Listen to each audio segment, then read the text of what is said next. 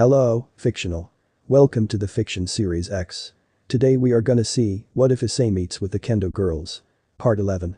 If you end up liking this video, please consider subscribe, so without further ado, let's get into the video. They watched, glancing through the droves of unrefined life walking through the gates. It was fitting, they thought, that the young birds walked past the gates towards the one that would bring salvation. The world did not see how stagnant their existence had become. The masses believed themselves whole and complete without having experienced true suffering. Suffering will bring out their true selves. It will make them stronger, or they will die. They called themselves the Horde. They were many and yet they were one. Those who resided in the same mortal shell and did not condone the other's actions had been shunned from the light. Patricia, Dennis, and Hedwig all saw the truth. The beast would help show the world that they were not weak or defective. The beast would show them all. Only through pain can you achieve greatness. The impure are the untouched, the unburned, the unslain. The broken are the more evolved. Those who have not been torn have no place in this world. They are asleep. We will help the worthy awaken, and the tainted will be our sacrifice for ascension. As the birds walked, carrying the sticks they thought made them more powerful, the beast stole the light and took control of the body they inhabited. Nose turned up, something caught the creature's attention. Something familiar. A scent on the brown and pink-haired ones. Yes, they would do. Those two interacted with the false prophet, his smell still lingering on their bodies. It wasn't yet time to reveal the truth to the world. But soon. Week 4, it was time for Sona to wake up. Her internal clock had the heiress waking at the same time every day, just before dawn. Even though her mind knew that her body just didn't want to listen. She was quite comfortable where she was at the moment. The only reason she wasn't drifting back to sleep was that there were things to be done. Once again Issei had shifted in his sleep, holding her body against his chest securely. She wondered if he would be embarrassed if he were to wake up right now. As she had suspected, Tiamat had amped up the training once he unlocked his balance breaker, and that little extra skin contact had helped to keep him healed and ready to go the next day. Naked as they both were, Sona was having a hard time keeping a blush off her face. It was a stupid thing to think that she somehow wouldn't crave something more from this. His heart thumped in a strong and steady rhythm, his skin giving her the warmth she needed to fall asleep in the first place. But these weren't what had Sona flustered. Among the Japanese population, Sona was an average height for women. But for a devil, she was on the shorter side. Her legs had tangled themselves with his beneath her head resting against his chest just below his chin. Her situation would have been worse had she been taller. She didn't need to turn her head to see what the warm pulsing thing nearly wedged between her ass cheeks was. Sona knew she should be getting up and head back to her office to deal with the paperwork for the new term, but her mind was having a hard time convincing her body to do anything at the moment. The day was August 23rd, which meant that Issei was just about to reach week number 5. Sona was glad that things had worked out in getting Issei trained with Tiamat because he was showing a similar growth rate from before. If he could keep working on extending his limit with his balance breaker, then she was confident that things would work out for the rating game. Sona lifted her head and looked down to her sleeping pawn. He had 8 more days before coming back home. She couldn't help but bring one hand out from where they were pulled against herself and lightly swipe the hair out of his eyes. He looked so peaceful like this, instead of that fiercely determined look he had when she usually appeared in the forest. From what Tiamat had said, Issei had started fighting differently. There was no hesitation or pulled punches. When she gave the signal to begin, Issei was going all out right away. Sona couldn't blame him for the change, especially after experiencing the change his aura had undergone. The chance that he would start to draw enemies was only going to grow from this point on. Even when he wasn't trying to make it surge, Sona could feel it affecting her. Slowly, like gravity pulling a drop of molasses down the side of a tree, it was drawing her to Issei. A whirlpool whose current she couldn't swim out of. It felt preordained, a fact that was written before she was even born. Sona knew that wasn't true, but it was hard to rationally equate the way in which he had started to dominate so many facets of her life with anything else. The only other thing she could use to describe what was happening would be to admit something that she adamantly wanted to deny for now. That she was falling in love with her pawn. In order to stall herself, to keep in line with her plans and how she wanted to live her life, Sona had to keep thinking that fate was the reason. Lust was not the reason that she smiled when she thought of the way he touched her, and the others like they were made of glass, listened to them as though nothing else mattered but what they had to say. Lust was what had her staying in place, that itch in the back of her mind, telling her to lift her hips just enough before bringing them back down. She would blame fate for making her want to hear about the things he liked to do, even though she knew most of it. Fate was the reason that she just wanted to listen to that beating heart, feel the warmth that his inner fire produced, lose herself in the protected feeling that came over her when he pulled her on top of him in his sleep. It wasn't love. Because if it was, then what was stopping her from reaching back with her hand and caressing the appendage making itself known? Nothing. If Sona was in love with Issei, there would be no reason she couldn't turn around and wrap her lips around it, licking the underside as she bobbed up and down until she swallowed the fruits of her labor. By the agreement with her family, the only thing she couldn't do was have that piece of him embedded into her, lighting up the nerves that had never been touched before. Until she was engaged, Sona was to remain a virgin like the devil population expected her to be. The women that got married under the pretense of being virgins and being discovered had not been spoken to kindly. Sona could not have that cock sliding into her pee, wet and nearly convulsing in need. She couldn't have him kissing and sucking on her neck until she felt him spill inside of her, letting her lay back on the cold wood of her desk as she felt the seed nearly drip onto the floor. She couldn't do that. There were many ways in which she felt that devils needed to change, but this wasn't necessarily one of them. But by that same agreement, Sona was completely within her rights to pump her hands along the length until her still blooming body was covered in the warm white fluid. She could let him take her head between his hands and thrust his length down her throat to his heart's content. If she were feeling particularly adventurous, she could even lather it with her aqueous numbing magic before climbing atop him and letting him slide into her ass. Sona shook her head before burying it in his chest. The blush wasn't able to be kept away anymore. Her thoughts were getting more and more sex-driven by the day. There were only so many times she could reorganize the alphabetical list of students before it started to come back. She wanted to blame Reya for some of it. Her bishop had been all too pleased to share her activities with Issei before he left for his training and was even more pleased by the way that Momo huffed and pouted. Before hearing about that, Sona's most common romantic or sexual thought about Issei had been a kiss. Anal sex? Seriously? What in the world is happening to me? Even in her thoughts, it was a rhetorical question. Sona knew what was happening. Devils were sinful, but there was always one sin that became more prevalent than others. It just depended on what your lineage was. Unfortunately for her, both of her parents had a weakness for lust. It was just significantly weaker in her mother. Both Sona and her sister took after her mother. Serafo was a master at getting information and negotiating with men, which made her great at her job of foreign affairs. Sona took after the more medical and liberal arts side. Had Serafo gone through anything similar in her life? This almost debilitating sexual desire. Sona shifted in her place on top of Issei and was further embarrassed by the clear feeling of a wet spot on his pelvis. There was only one thing that Sona could come up with to explain that. Her saving grace came in the form of a communication circle. "Lady Sona, your admission has woken up. She's not happy." A breath of relief escaped her lips before she could stop it. "Thank you, I'll be right there."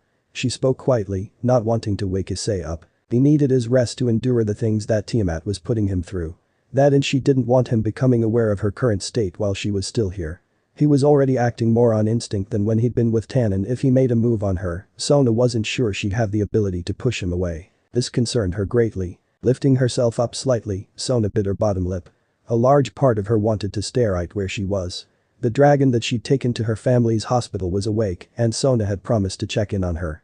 She needed to get up and make sure that the girl didn't start attacking the staff, thinking that she'd been kidnapped or something. The only one who knew the details of how she got into a hospital was Sona. No one else would have the answers the girl might be looking for. Issei shifted and his hands tightened around her. Not enough to pull her back down, but enough that she could tell he was subconsciously aware that she'd moved. Sona slowly leaned her head down, placing a kiss on his forehead.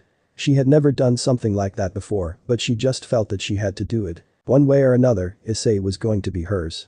She didn't know how long it would take, but it was inevitable.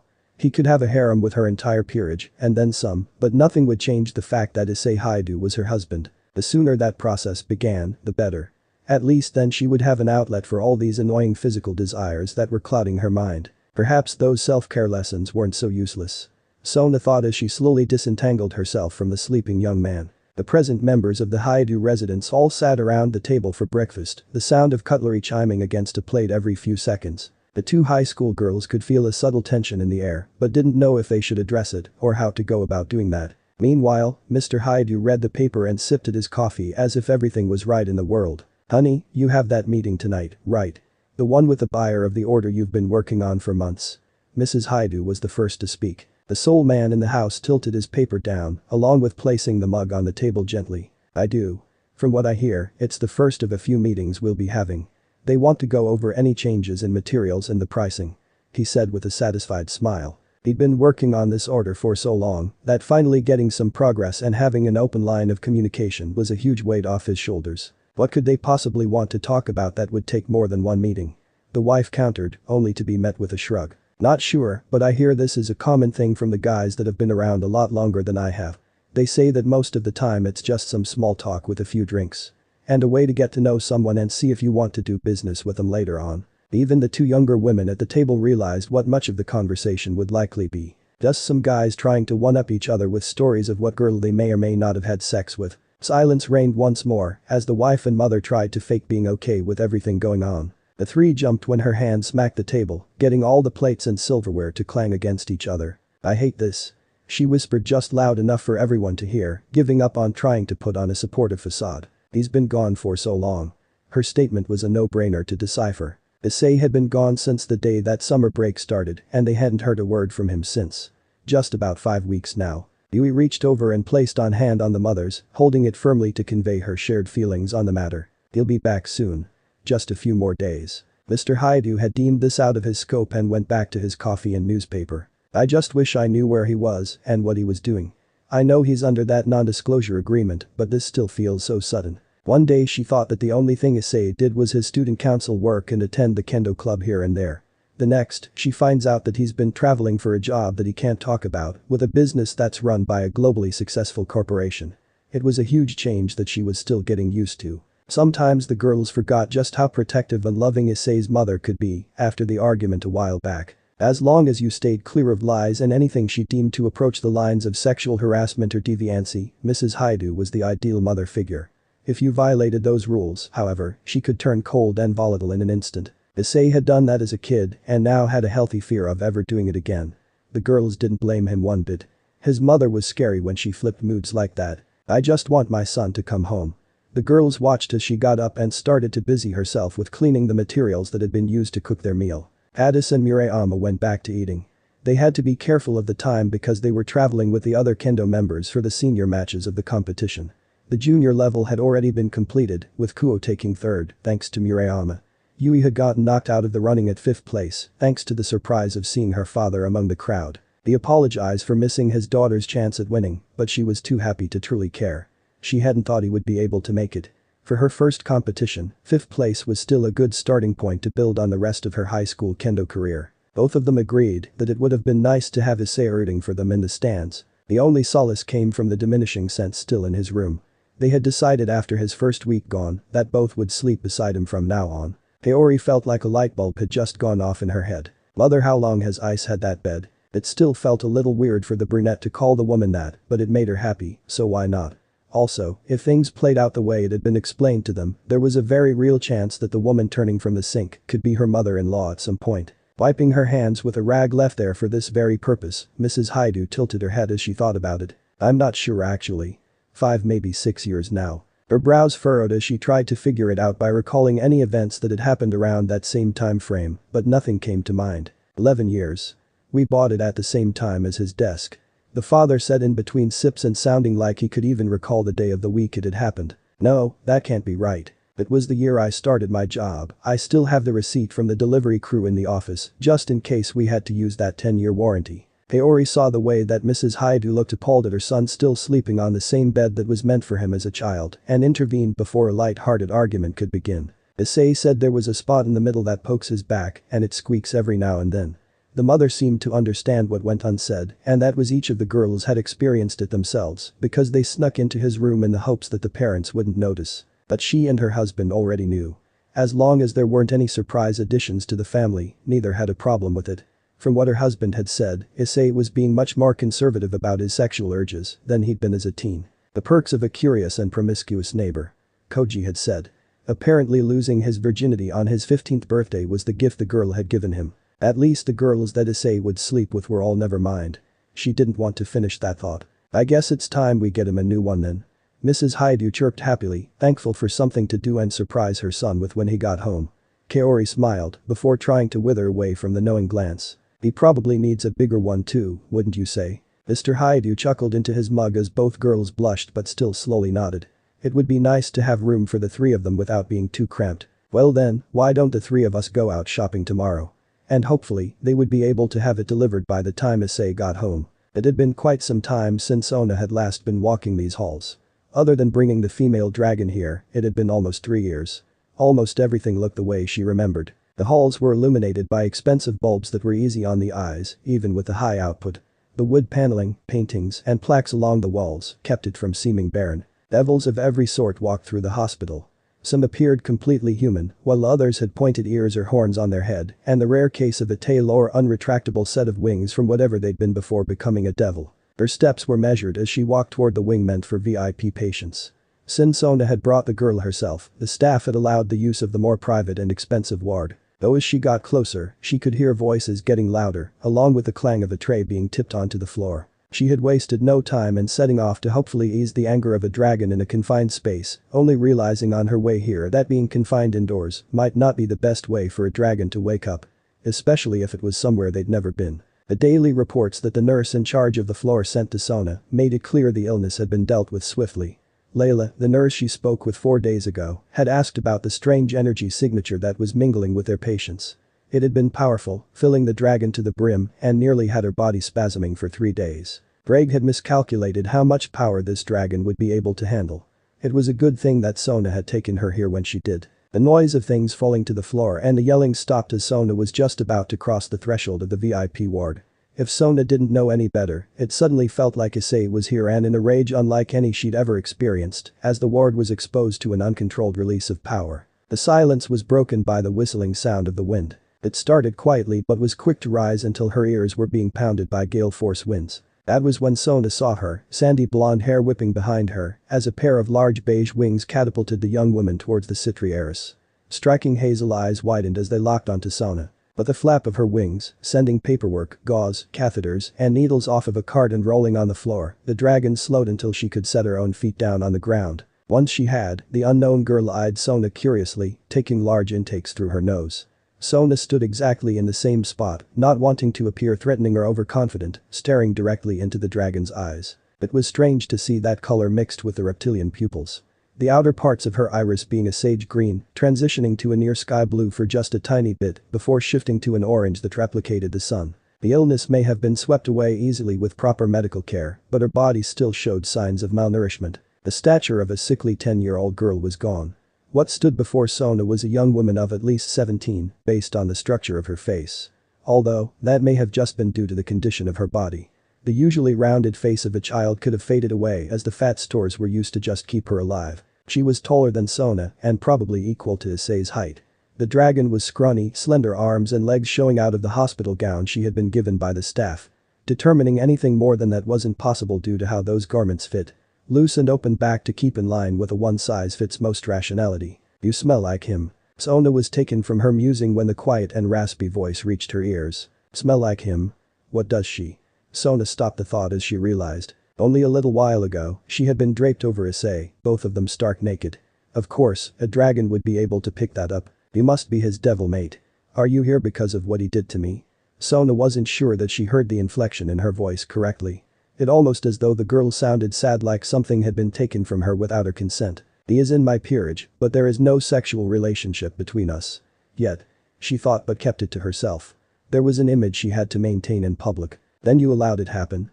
Suddenly the girl was angry, narrowing those captivating eyes in a way that spoke of no good intentions. Whatever the girl was insinuating, Sona wasn't following. She needed to be clear with her choice of words. I believe we should start from the beginning, as to avoid any sort of miscommunication or misunderstanding. My name is Sona Citri, heiress to the Citri name. Sona waited as the girl seemed like she wasn't interested in trading pleasantries. Aurora. Keeping quiet, Sona waited to see if that was all the girl had to say. As the seconds stretched into double digits, she assumed that it was. At least it was a starting point that could help control the flow of things from there. A few staff members were peeking around the corner from down the hall, not very keen on getting closer to the dragon that had just gone through a series of mood swings, one of which was violent. How are you feeling, Aurora? When I brought you here, you had yet to wake up since my servant found you. Tiamat wasn't sure you ever would. There was just a small amount of concern laced in her voice, but even that was a far cry from what the staff listening in could recall of the young devil. The dragon shifted on her feet, wings coming to fold against her back and her eyes glancing down to the side. My sickness is gone. Sona knew that dragons were not a species that were very trusting, but something seemed off about the way Aurora spoke and acted. Angry one moment, then looking like she was about to fall off a cliff into a deep depression the next. Was the energy given to her by Issei causing these changes? Was this his wish? None of my family have ever had a human form before. The girl looked down at her hand, marveling at the fact that she had fingers rather than claws. I can still feel his energy inside me. He must be more powerful than I thought.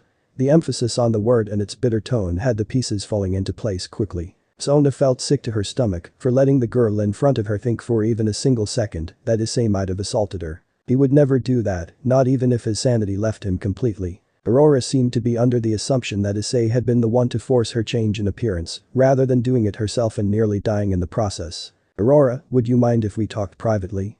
I would very much like to ease the suspicions I believe you have about the events prior to your arrival here." It needed to be a private conversation. She could not be trying to denounce a rape allegation where others could hear her. It would paint the wrong kind of picture.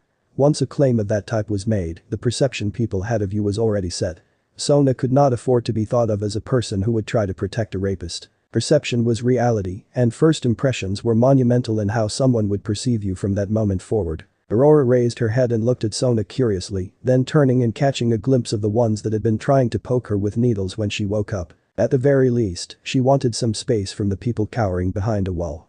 The devil girl in front of her seemed cordial enough that she wouldn't have to worry about anything underhanded. After a nod in agreement, Sona led the girl a short distance to what Aurora thought looked like a mix of a kitchen and living room. It was the break room for the staff of this section. The sink had a microwave placed beside it, a fridge on the far side, then there was the couch, coffee table, and TV. Throw in a bed and bathroom, and this place could have been used as someone's apartment. Aurora walked in nervously, stopping at the dining table and placing her hands on the back of the chair. She didn't want to sit. The people poking her had said that she'd been here for almost 2 weeks already, she'd been off her feet long enough. The door clicked as Sona closed it, waving her hand and soundproofing the room quickly. As soon as that was done, Sona turned towards her with a less stoic look. Her eyes conveyed a warmth that she showed to very few.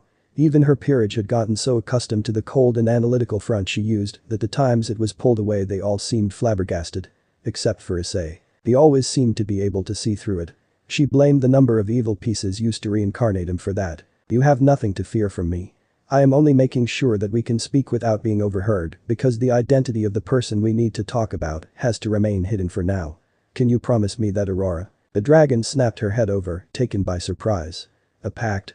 She'd never been able to make one before, thanks to always being sick and nearly immobile for a lot of her life. A few minutes of flying had always tired her out to the point of sleeping the rest of the day if she didn't eat twice the normal amount beforehand. Aurora nodded her head before giving it any real thought. It might only be verbal, but it was still the first she'd ever had. This was an exciting event for her, even if it was over a topic that she had first made drastic assumptions about. Good. Sona blew out a sigh.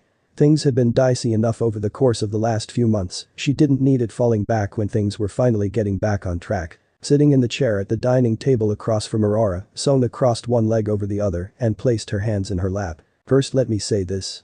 From the time that you were found unconscious until right now, nothing untoward has been done to you. Not by me, not by Tiamat, not by my servant, Issei, who found you." Aurora tilted her head. That didn't make sense to her unless the devil thought that. No. Even devils had standards, Tannen had made that clear during some of his visits. She couldn't let herself believe that devils condoned sexual acts with one party unconscious. So then what had happened? Issei called me, saying that he found a little girl that was sick and he didn't know what to do. When I got there, he and Tiamat were arguing. Aurora was even more confused. Little girl. She stood taller than Sona, and the man, Issei, was not extraordinarily tall. Tiamat explained that you must have been prone to the illness that affected you, and when you somehow managed to achieve this transformation it left you weak to the point that you would likely die in a few days' time. A proud smile came over Sona, small as it was, as Aurora was left reeling from being told that she'd transformed of her own accord. "This is the part that has to stay between us. Issei was just a normal human when I met him. He is the host of the Red Dragon Emperor. When I reincarnated him, he accidentally triggered a technique of the boosted gear. His soul is that of a devil, but his body is becoming replaced with dregs more and more by the day." Aurora almost fell from where she stood, her hand slipping off the chair's back. The Red Dragon Emperor was the one she found. Even if Sona was lying and he had taken advantage of her, Aurora's family would be more likely to praise her than anything. They worshipped him like a god for reasons she never understood. Tannen had also mentioned to her once that the wind dragons were the only ones to follow the old tradition of finding a mate as a whole. There were a few from each subsection of dragons that did too, but they were not really welcome around most others. Isolating themselves had done the wind dragons no favors. The world had changed, and they needed to change with it. She was starting to feel dizzy, hopefully from all of the reveals, and not because her health was slipping back to its normal level. Being able to whip through the halls without wheezing and coughing after had been nice. Issei felt responsible for your condition and achieved his balance breaker. He used Drake's transfer ability to give you the strength that you needed. Neither I or Tiamat saw him do anything other than try to help you. The only times he touched you were for that purpose, and it was never anything more than what was necessary to lend you his power. Finished with her explanation, Sona waited for Aurora to compose herself. The dragon's strange human tongue felt heavy in her mouth like it was weighed down and unable to produce the words she wanted to say. So she couldn't even bring herself to ask. Aurora felt ashamed of having come to think that the young man she'd wanted to approach would do something like that. She'd watched, gathering up the courage and strength to make herself known to him as he trained and conversed. Perhaps it was because of the things she'd heard back when she was still up on the mountain. Through the days that she'd watched him, the only violent tendencies he'd shown were when he trained with the Chaos Karma Dragon. She had watched from afar as he and Sona played their board game and talked, never being able to see the devil woman's face. She had liked how calm he seemed, even if his expression had drooped every now and then. He didn't have that arrogant and pompous air that she saw in those like her. She had been too sick for most of her senses to work properly, his words lost in the wind before reaching where she had perched herself. Sight was the only one left unaffected. He had smiled so kindly that it made her want to ask for his help more than she could recall wanting anything else. No, Issei would never. Verbalizing the act they were talking about was something neither of them wanted to do. Aurora walked around the chair, falling into it almost lifelessly. The tension in her body eased like a massive weight had been lifted off her shoulders. Then I'm not pregnant. Upon waking up and feeling the energy of another swirling inside of her, Aurora had assumed the worst. When she heard that she'd been there for 2 weeks, that had quickly turned to preparing for what would happen over the next several months. Her emotions had spiraled out of control at that point. She was not healthy enough or of an age where she was capable of caring for a child. She was hardly old enough to not be called one herself. Wind dragons did not mate for love, but for survival. They still adhered to the barbaric ways of the past, the strongest picked who would bear his child. A female's opinion was hardly considered. While you still need to properly nourish your body, the doctors cleared you to be discharged once you woke up. Aurora let all of her senses focus on Sona. The devil was seemingly honest with everything she said. There was no hitch in her voice, no stutter to say she might be nervous or lying. Her eyes were steady, not wavering in the slightest. The devil smelled as though she and the Red Dragon Emperor had been sharing a rather intimate moment before coming here. His scent clung to her body, the same way the scent of fire clung to anything near it. Potent, powerful and hard to get out. You can leave whenever you like, and I'll have some clothes brought to you if you'd rather stay in human form. Aurora had nearly forgotten that part. Humans, or those that looked like humans, all wore clothing. Something that dragons typically didn't do. Or, you can come with me. Issei asked me to give him any updates on your condition. I'm sure he'd like to see you awake and healthy. She certainly wasn't going back home. Not until she could no longer feel his energy with her own. Even then it might be a bad idea. Aurora also had no idea if she was able to change back into her true form. That left only one viable option. The same nervous feeling from when she'd been trying to approach Issei came back. She should go with the devil and at the very least thank the man that had seen her taken care of. It seemed like Tiamat just loved to prove him wrong.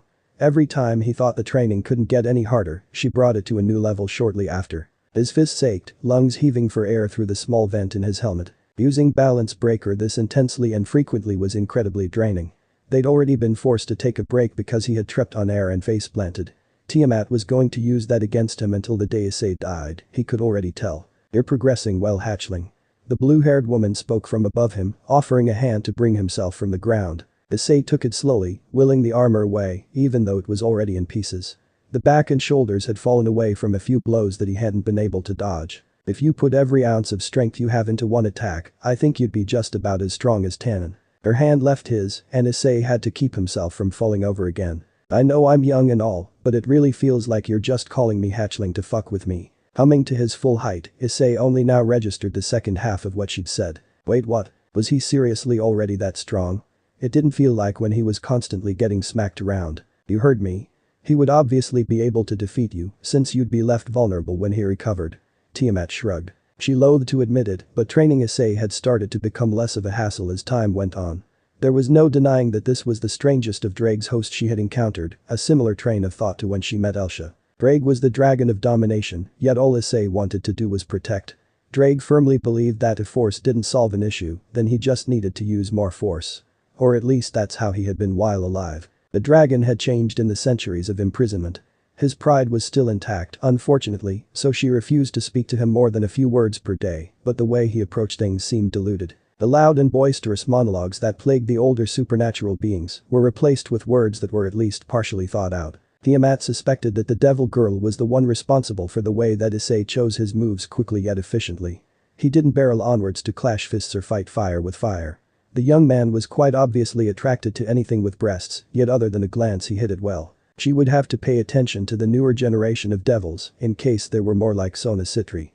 Tiamat wouldn't go seeking them out, but rumors and word of events still reached her here in the forest. I hope it'll be enough when the time comes. Issei said quietly, clenching and unclenching his hands to try and ease the trembling ache. Sitting on one of the only boulders in the area to have survived, Tiamat gave her student a questioning look. I've been wondering about the reason your master desired your strength. She doesn't appear to be the type to be overly concerned about proving herself the strongest. There was no question spoken by the Dragon King, but Issei understood the one left unspoken. What did Sona Citri need the Red Dragon Emperor for? Sliding down to sit at the base of a tree across from Tiamat, Issei gave her a tired smile. She's more of a strategist than anything. As for the reason, Issei rubbed at the back of his head. He didn't know if he should really be handing out his kind's plan to people. But this wasn't just anyone, and Issei really wanted to stay on Tiamat's good side. Her friend, Reya's Gremory, is engaged to another pure-blood devil. Neither her or Reya's are particularly fond of arranged marriages to begin with, and apparently, the guy is a real piece of work. So, I'm going to help Reya's in a raiding game to free herself. Tiamat could recall hearing something about that several years ago. The practice was abhorrent to her. To dictate the lives of your children because of some rumored blood purity. She was admittedly biased against it. Dragons did not marry per se, but she had been a big reason that the old ways of finding mates had declined. All she really had to do was leave a few too many male dragons near death after they had tried to stake a claim on her. Throw in a few easily overheard comments about how things should be done and wait a century or two, and here they were. Hanan was lucky that the mother of his firstborn had actually been looking forward to his challenge. And then you intend to take her as your mate.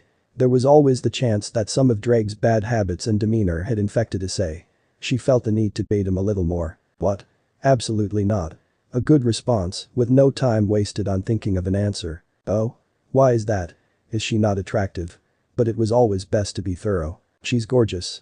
Easily top 5 hottest women I've ever seen. Tiamat hid her smirk expertly. There was a bit of drag in the boy, but it manifested in a way that wasn't truly a problem. Not yet anyway. Then why do you not seem to want her for yourself? And who else is on this list of yours? Greg had only gotten away with running his mouth without a care in the world because there had only been a handful of beings stronger than him. Getting the best results out of his training meant that Issei had to draw on every little drop of dragon DNA coursing through his body. To her surprise, Issei didn't go ahead and spout off names of women. Instead, he gave her a flat look that tried to hide the embarrassment he felt from being so blunt.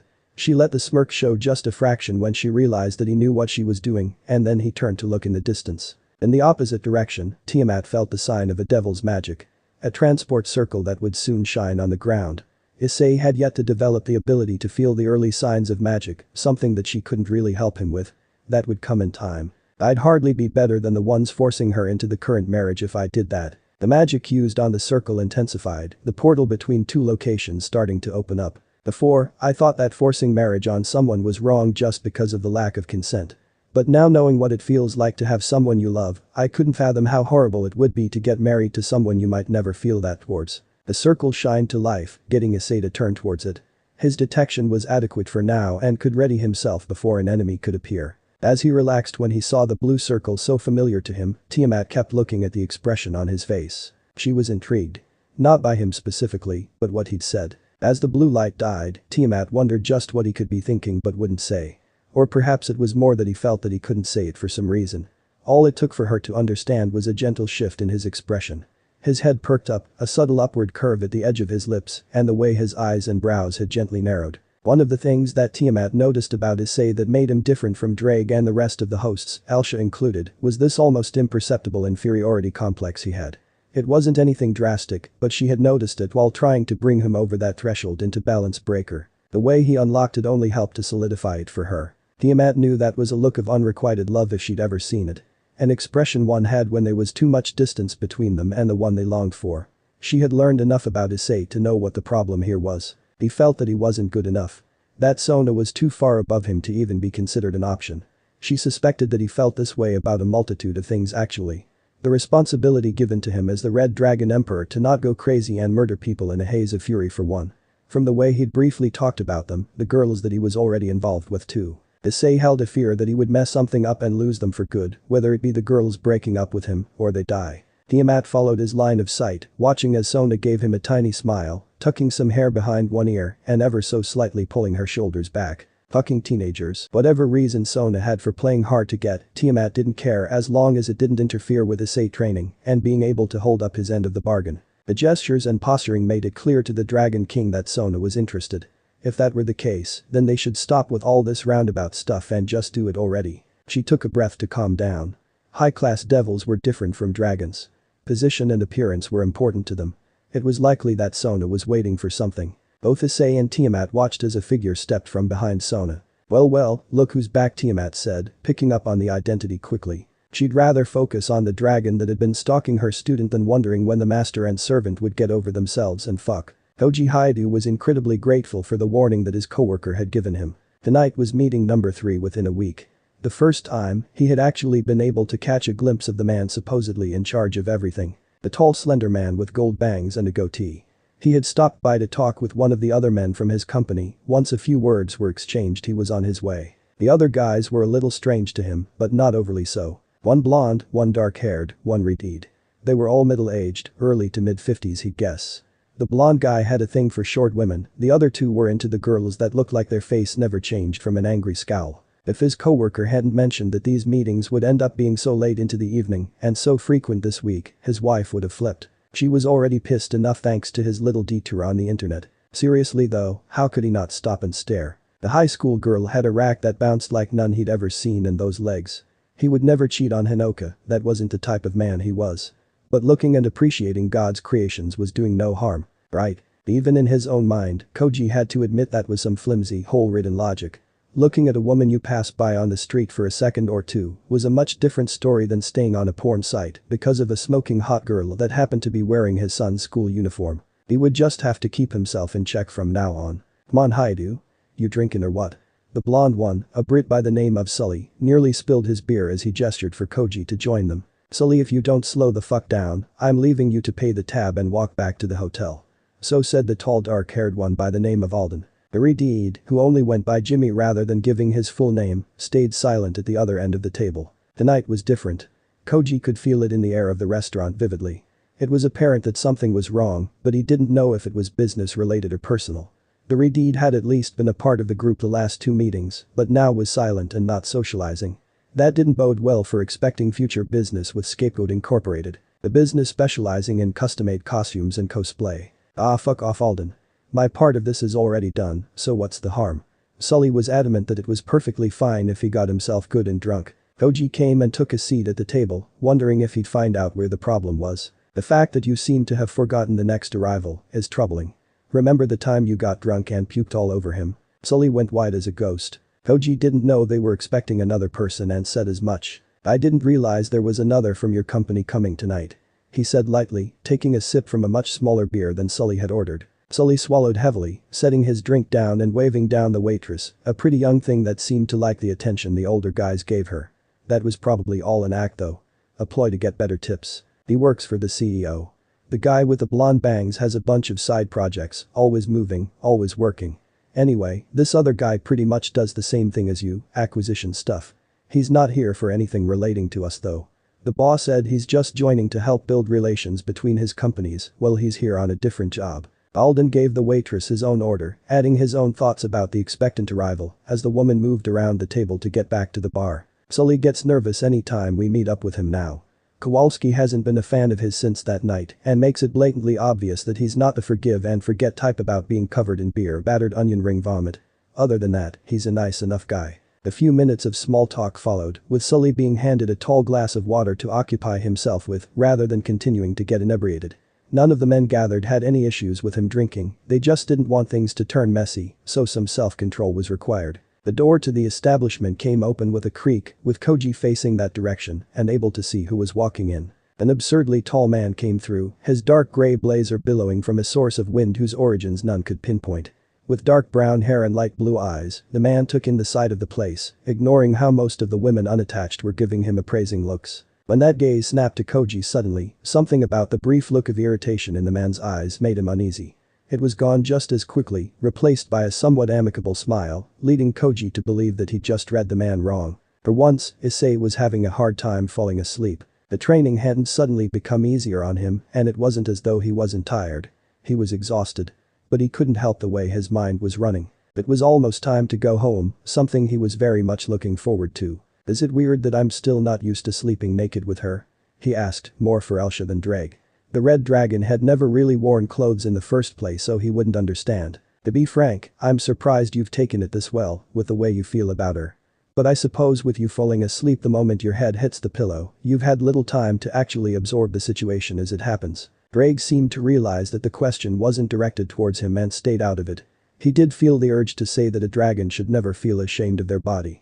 They were physical representations of power, the perfect predator.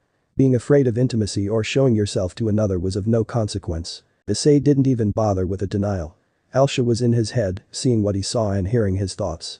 Denying that he felt something for the young woman fast asleep beside him was useless. Sona had caught his attention the moment he saw her. At first, it was more of a fascination than attraction, or so he thought until that dream shortly after. He'd watched a few series that catered to the BDSM base, but it was never really his thing. There were just some extremely attractive women in the series that his friends had said were out of this world. How was he supposed to not watch it after that? Either way, the dream of her handcuffing him to the bed and covering specific parts of him with whipped cream had been unexpected.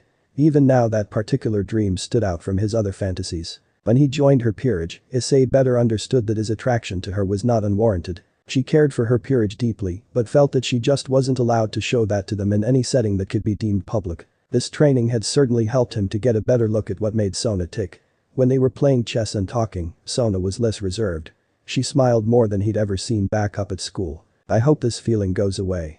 He admitted. It was starting to get really hard to stay on topic sometimes. Issei had no illusions about the fact that Sona would someday marry another pure-blood devil. If he couldn't claw his way out of this pit, then he wasn't sure how he'd handle that. Elsha kept quiet. She knew the truth of the situation regarding Sona, but it wasn't her place to say something. The Norse fire dragon could only come up with one reason that Sona had failed to mention the agreement with Reya's. And that was to keep Issei's mind on his training for now. She didn't disagree with that choice. He had needed to train rigorously if he was going to match up to a being that healed almost as quickly as they were damaged. But now perhaps things were different. Aside from astral projection, Issei had one other thing up his sleeve that could even the playing field. Issei looked down to see the one his thoughts had been so heavily focused on. When Sona slept, there was this small content smile on her face. Like everything was right in the world. It made his predicament worse since she was naked and cuddling up to his side. She was small and slender, but not in a way that took away any of her curves of charm. With his growing strength, she was light as a feather to him, even the times that he'd apparently pulled her onto his chest. He could still remember feeling her in that position, wishing he had the courage to do that when he wasn't unconscious. Her body was cool against the always heated skin he had now, and it was incredibly soothing. She wasn't busty like Tsubaki or Reya's thankfully, he didn't want to know how bad the urges would have been to ignore if she was. At a glance, she wasn't the kind of girl Issei would have thought he'd be attracted to in middle school. She came off as cold and uncaring, and as form-fitting as the uniforms were, Sona's body was better than he'd had any reason to think. Maybe it was from the flare of the corset and skirt.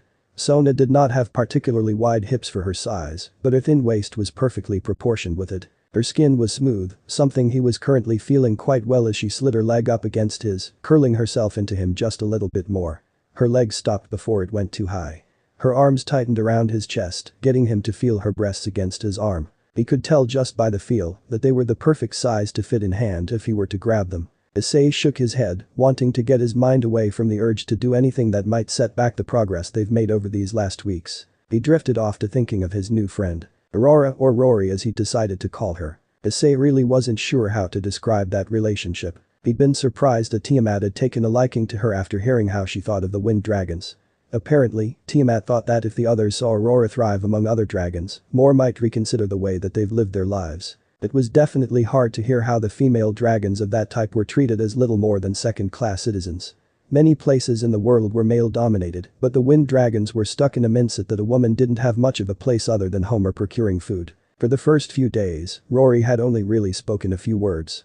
She was nervous around him for some reason, but also hardly ever seemed to leave his line of sight. He suspected that it had something to do with how Drake was viewed by her kind. But he was not Drake, Issei was merely lucky enough to have him attached to his soul. When Tiamat offered to let the girls stay here with her, Issei could see that she was trying to desperately hold back tears. He felt bad that he hadn't realized that she was worrying so much over where she would go. Rory was slowly filling out, that emaciated look fading from the mounds of food that Sona would bring with her each night. It was crazy to see the physical changes happening so quickly. Where she'd once looked like she might just keel over, now she just looked like an incredibly thin young woman that was around his age. Issei had been told how dragons shrunk if they used too much power, and that was why she'd look like a little girl when he found her. That transformation had taken almost everything Rory had. Another thing he felt bad about. He hadn't meant to make her feel like she couldn't approach him as she was. She still had no idea if she'd be able to ever change into her true form again. Wind dragons had never done that before. Maybe if he boosted enough and then transferred it to her, she'd be able to regain her dragon appearance. Although she did seem to be enjoying the human body well enough. When Issei left the tent yesterday, he'd been met with the sight of her squeezing at her chest, which had grown significantly overnight. It was probably a bad comparison, but if Tiamat was anything to go by, Rory's breasts would keep growing as she ate enough to feed a dozen people. Daily. She was already about the size of Reya and would likely surpass Momo pretty soon. Outside of the free show she was giving him, Issei couldn't help but laugh at the bewildered look on her face. She also hadn't understood the reason for him turning around when she noticed he was there until Tiamat and Sona came out to explain that human women didn't typically walk around topless. Men find breasts attractive, do they not? It would seem a good way to attract a mate. Issei had no rebuttal to that, but Tiamat did. She went off on a heated rant about how men from all races were mostly driven by their dicks and gave little thought to how the woman might feel about being pursued relentlessly just because of her image. He made a note to make sure he kept his eyes above the collar whenever speaking to her. Issei and Rory spoke frequently during the breaks of his training and during the time he was waiting for Sona. They got along well from his perspective, but there just seemed to be something on her mind that had yet to come up.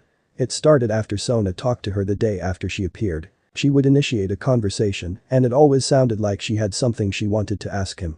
But it was changed at the last second into something that was little more than small talk. He didn't have anything against making small talk with her, but he was getting more and more curious about what she wanted to ask him. She had almost gone through with whatever it was too when they were talking about the girls back home.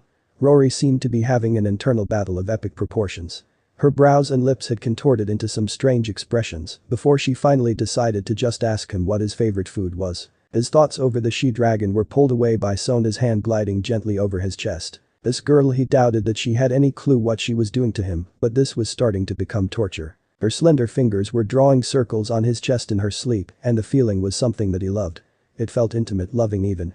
Like there was no other goal but to just touch him because she wanted to. Sona was still in a deep sleep, yet her hand was slowly moving south. The light touch came down to his stomach, the feeling making him twitch. It felt weird, but not in any unpleasant sort of way. His eyes widened as her hand kept moving down, now resting on his hip. The way her fingers danced over his skin and the sight of her smile had blood being redirected. Issei didn't know what to say, think or do when her ring and middle finger glanced across his shaft. Was Sona having some sort of fantasy of her own? Who was it about? What were they doing? Hot. She mumbled. The way she said it made Issei think that she wasn't referring to temperature. It was slurred in a way that he thought she was in no way against whatever was on her mind. Her hand fell further down, her index finger tracing up from his thigh to his balls and up along his length. She was touching him. Just as soon as it started, it was over. Sona's eyes flew open as a magical warning started ringing in her head, the hand that had been touching the genitalia of her pawn, now firmly planted on his thigh to push herself up. The wards. She said in alarm. A daydream look left Issei not even 3 seconds after the words escaped her. There was only one thing his king could have meant by that. Violet eyes quickly turned over to him, finding Issei awake and looking at her with a worried frown. We have to go. Now. Shuffling was heard from outside the tent from 2 people. Sona's loud exclamation had alerted both Tiamat and Aurora, and they were coming to see what the problem was. We're home. Yui called out as they crossed the threshold and into the house. The last of the competitions had ended a few hours ago, but the success of their seniors had prompted a celebration. Laughing, congratulating, and many conversations had filled the kendo club room after returning. Haori and Yui had been speaking with the current captain about the future of their club and who should succeed her. It was between the 2 of them. The girls weren't too concerned about who would be chosen because the other would be named co-captain. They would be sharing a responsibility for the club they had come to love. Theirs to lead and guide in the coming years. Welcome back, girls. How did it go? Mrs. Haidu was seated on the couch, watching some sort of TV drama with a glass of wine in hand. The duo could see the tension that the mother felt with her son being gone so long. They had to wonder if that dragon tamer thing wasn't somehow a two-way street. She missed her son, and the meetings her husband had this week weren't helping matters. Mrs. Haidu was feeling like she had nothing to do, no one to look after. The three girls had all enjoyed the day shopping a while ago when they were out getting a new bed for Issei. Yui and Kaori had felt mildly embarrassed at being seen through, as even Mr. Haidu had picked up on the fact that the girls had been sleeping in Issei's room. Nothing was ever mentioned about it, so that embarrassment had died down. Asuka took first place. We had a little party at the club to celebrate. Kaori smiled. Looking around, specifically into the kitchen, it was obvious that dinner had yet to even be started. It was almost 9:30 at night. Looking at the mother again, they saw that her cheeks were a little flushed. Had she been waiting for them to even fix herself something to eat? If that were the case, and that glass of wine wasn't the first, there was a chance that redness was from feeling a little tipsy. Are you the only one home? Kaori added. Having stood and started to walk over, Mrs. Haidu gathered the two girls in a hug. I'm so glad you're home. She pulled back and pouted, something neither had seen the woman do. Koji's meeting is running late. He said some other man from that company met up with them and were still ordering drinks an hour ago. Hopefully, he'll be home soon. Neither of the girls were too well versed in any sort of business climate, but it seemed odd enough that the meeting was supposed to happen after regular work hours. Are you girls hungry? I wanted to wait for you so at least some of us could eat together. And that answered the question of whether the mother had anything in her stomach to help absorb the alcohol. That would be great. Is there anything I could help with? Kaori was hoping to take over any tasks that might require a sharp object. Mrs. Haidu didn't look like she was too intoxicated, but better safe than sorry. Outside of the home and in the darkness created from the tree cover, the beast lurked. It was time. They would start here, with the ones that his other sides knew to be the friends of his devil summon. What better way to show the world the truth than to use those close to a being of false darkness? The one with pink hair was not as far from purity as first thought. They could tell. The way she looked around, the way she walked along the edges of the dark corners, it spoke of a transition. She was close and would be his first. The one with brown hair would be a true test. She had known no true suffering. The older one, the mother, it would be near impossible for her to transcend. Unless her son, the being of false darkness, was torn from her grip. Perhaps they should. What's this? The beast had the light, he was in control of their body. He was the one who determined who was worthy of the test. The first waves would be altered as needed, finding the best ways to bring out the true being sleeping inside the dregs that walk the streets. Two men walked along the sparsely lit sidewalk, one stumbling and the other sober. The drunk one was likely the devil summon's father, their looks too similar to write off as anything else, and they were turning towards the same home. It was the other man, the one walking straight and tall and smelled of the truth that he was interested in. That smell, the beast knew it. The scent of the pure poured from his body in waves.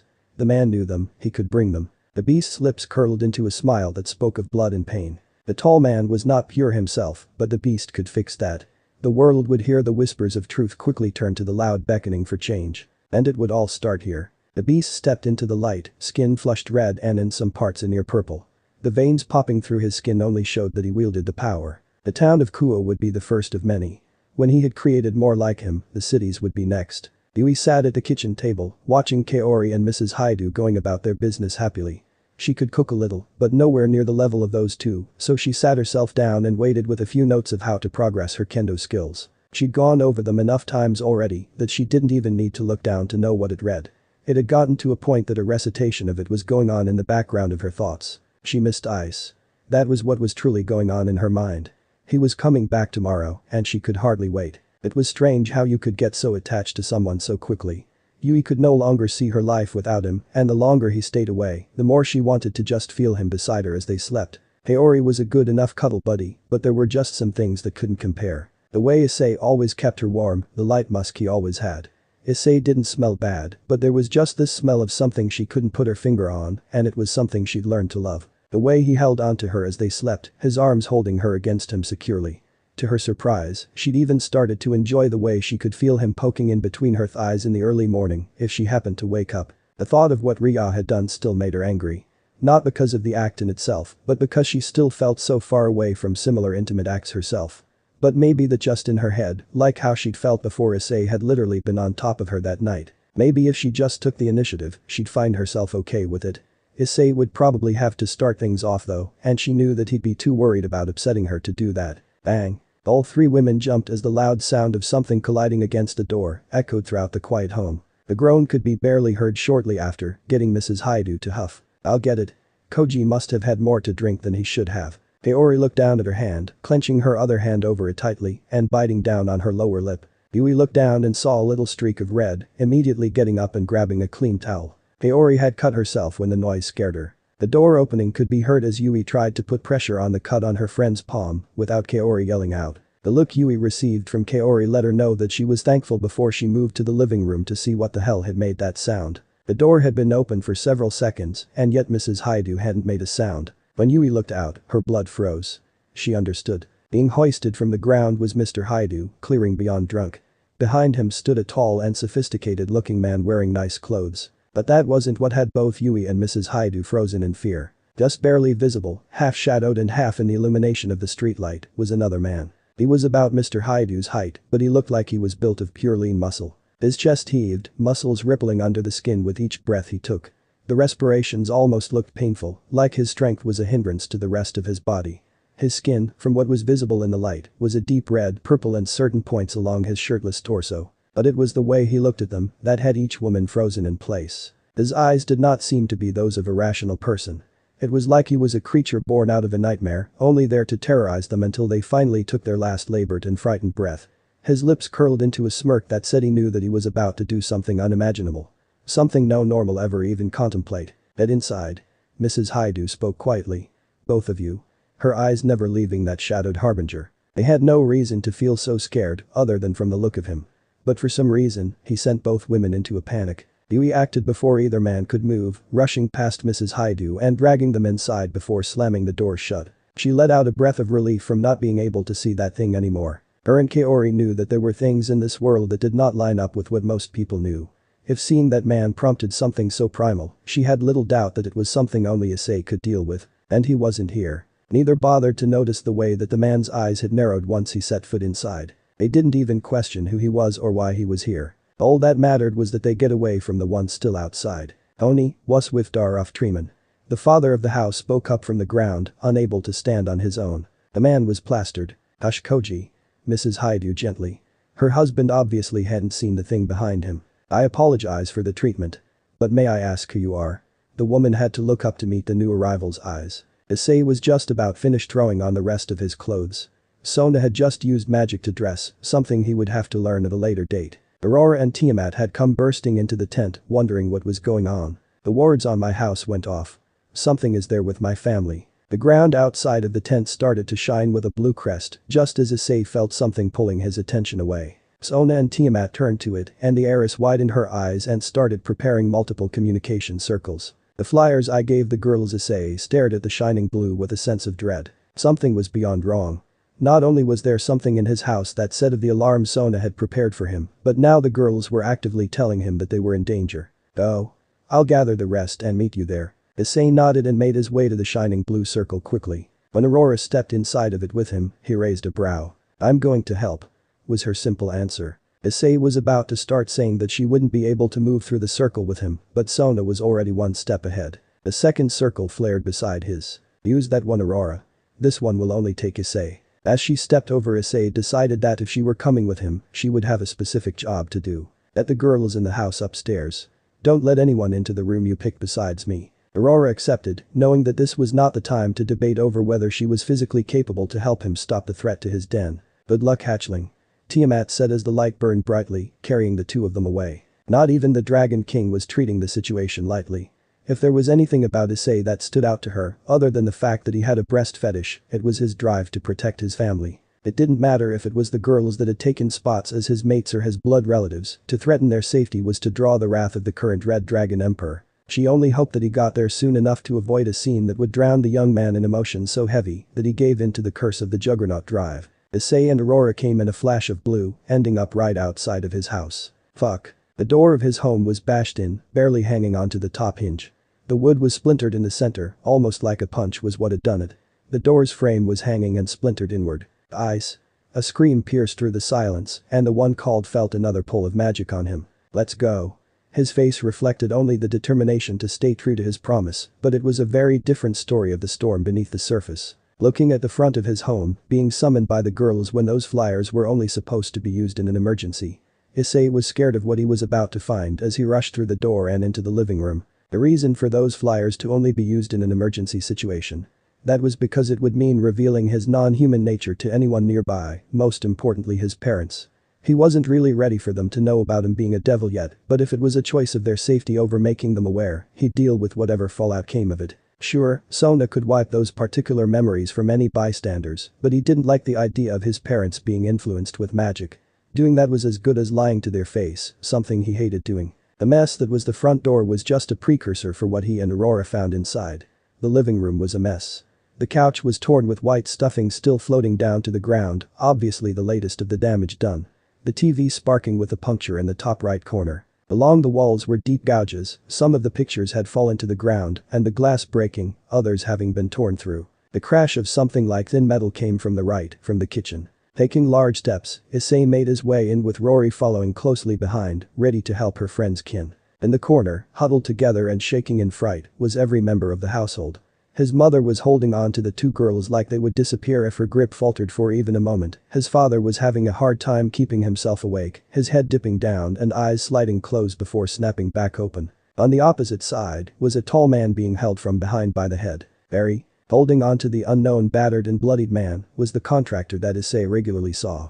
Blood slowly leaked from the corner of his lip, his face in a snarl that showed the blood lightly coated his teeth. There was something different about him. Barry, or whoever was in control at the moment, was always rather slim. Not skinny or scrawny, but they never had the muscle mass of definition that Issei was seeing right now. Ice, you know this man? His mother's voice quivered.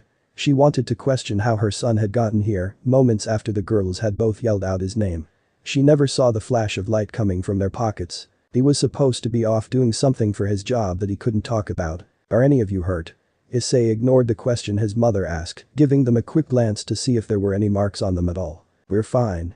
Yui answered, her posture still stiff and frightened but slightly more at ease with him here. He came. Issei had kept his promise and responded when they needed him. Young devil help. The battered man pleaded with wide eyes, stretching out a hand towards Issei. The declaration had Yui and Kaori widening their eyes. This man knew what Issei was with just a glance. It did nothing for Issei, having suspected that something supernatural was going on from the start. He just didn't know the full scale of it. Barry let the man go. He spoke with authority he didn't feel. That placement of hands on the man's head was easy to read. He was about to snap the man's neck and kill him if Issei couldn't get him to stop. The why part of this situation didn't matter right now. Not while lives were at stake. The battered man had a strange scent to him though a flower dipped in oil and lit on fire. Barry is gone, he is weak.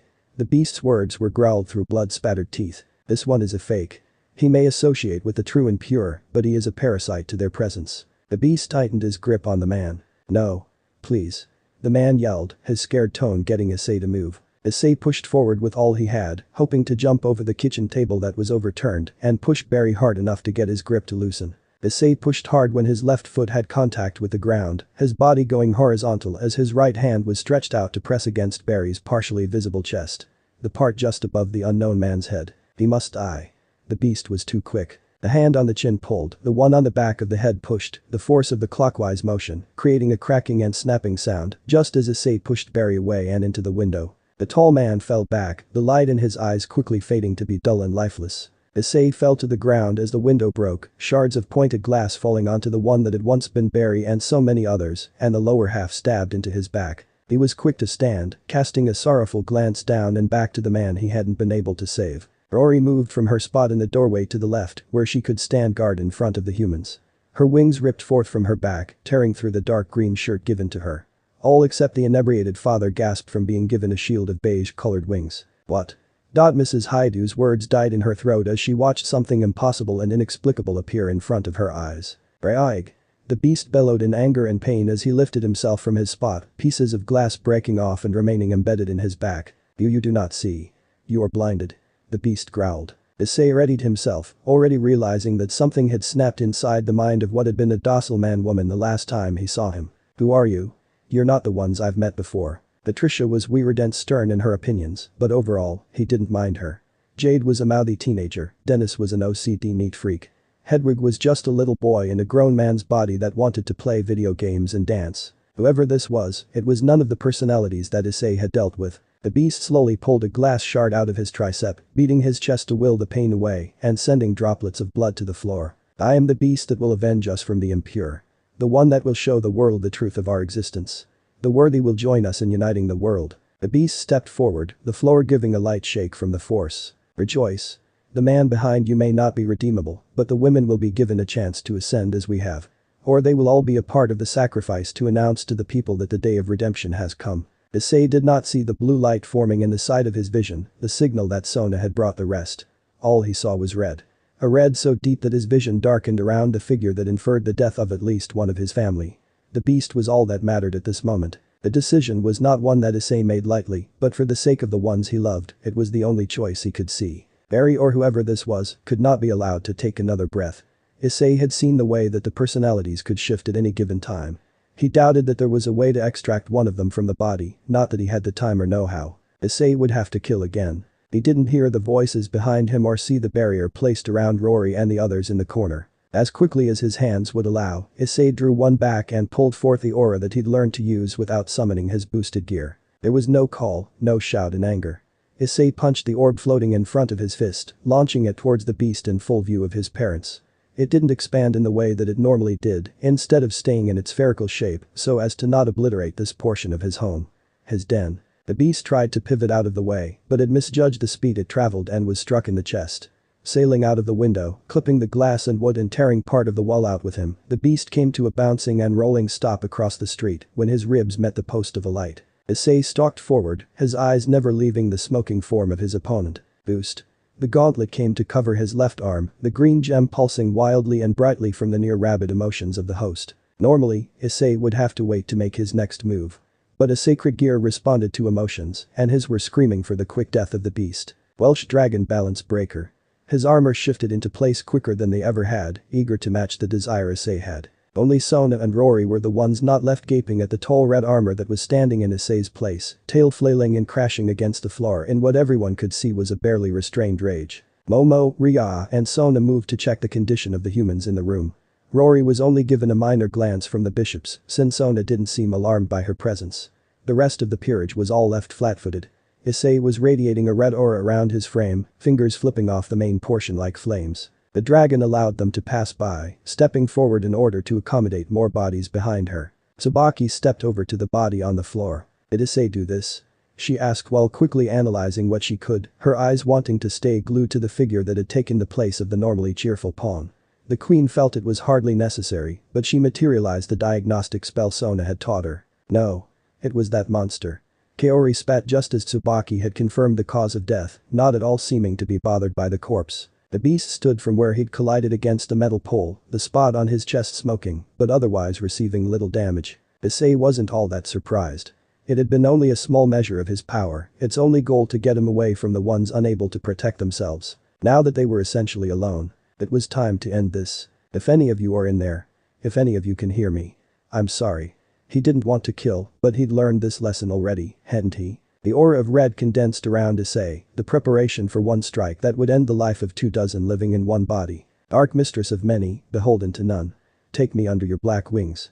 The beast threw his hands up, fingers spread wide and straining like he was trying to will a summoning to occur or trying to gather power from something other than himself. Jade, Barry, Hedwig, Goddard. None of you deserve this. But I can't let this thing hurt anyone else. I hope you understand. Issei was speaking to the personalities that he hoped could hear him. Underneath that rabid-looking face still trying to accomplish some sort of transformation were people that didn't deserve to die. With clenched fists Issei made his aura explode in its potency.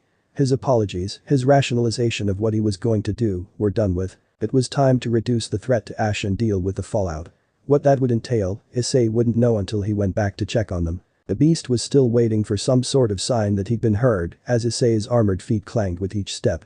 In the Red Dragon Emperor's left hand was something he'd only learned a little of recently. The same manifestation of aura that Tiamat used against him. There was a clear difference between his and hers at a glance. The blue swirling power that the Dragon King used fluctuated at random, it was chaotic and near uncontrollable. On the other hand, his was a deep red that pulsed like with hunger, the fingers of its translucent flame whipping out towards the closest lifeform. Issei could feel a different side of himself wanting to break through the surface each time he used it. A ravenous desire to burn, to dominate anything that stood in his path, to prove that he stood above anything and everything without limitless power. Issei had learned the truth of why Drake and his counterpart were called the Heavenly Dragons. It wasn't because they were altruistic, they couldn't have been anything from that. It wasn't because they were affiliated with any heaven of any realm. It was because they stood above almost every other being in terms of power. When humans thought of heaven, they pictured a scene in the clouds, something far above themselves. The heavenly being was not much different. The being was above them, in physical position, in power, and in its influence on the world. The only thing above something heavenly was something godly. The closer Issei got, the more his oral flame pulled towards the beast. It wanted to touch him, like a hand trying to grasp something just out of reach, the fingers curling in an attempt to grasp him. The beast's beckoning went unanswered. Seeing Issei come closer, he lunged. Like a lion pouncing on his prey, the beast had his hands clawed and wide enough to catch Issei from both sides. The Red Dragon Emperor was ready for him. His right hand knocking both appendages to the side as the body fell towards him. The flames pulsed in anticipation, ready to consume. The gauntlet caught the beast by his face. And the flames did the rest. No one was prepared for when the screams came. Not Sona, not Tsubaki, nor Momo, Reya, Yui or Kaori. Least of all were his parents, whose eyes were glued to watching out the hole that had been a window. It only took a few seconds for the bellowing to stop sounding like a person as the oral flames ripped through the face and vocal cords. Not long after they stopped. The lights in the house illuminated everything in each room, but none of the humans had ever experienced a moment where the night consumed them so absolutely. In his drunken stupor, Mr. Haidu latched onto the word used by the now deceased man lying in his kitchen. Devil. My son, he's a demon. It was meant in a metaphorical way, but its actual truth was lost on the man for the time being. Yui and Kaori watched sadly, connecting the dots of when Elsha said that Issei had been forced to do something he didn't want to do. It wasn't hard to see that it had happened once again. They weren't afraid of him. It would take so much more to do that. But they were afraid for him. They had screamed his name with a desire for him to save them. But what would that cost him? What kind of mental toll would Issei pay for killing someone he knew, and how long would it be before things went back to normal? If they ever could. Mrs. Haidu took in the sights around her with the eyes of someone that understood that she did not know everything. She never claimed that the world was entirely as everyone saw it. But still that didn't make the things she'd seen in the last few minutes any less amazing and horrifying. Blades of wind thrashing out from the hands of a man her husband had brought home with him. Another man that could be impaled by glass, snap a man's neck as easily as he could lift a pen. And her son. Her son transforming into a red armor out of thin air, creating what she could only describe as energy into the palm of his hand to defend them from the creature that wanted to torture herself and her family. There was only one term that she knew to describe the things she saw. Magic. Her son. These other girls that she knew to be a part of the student council from the school. Magic is real. And they could all use it. Her head spun as the reality of her situation set in.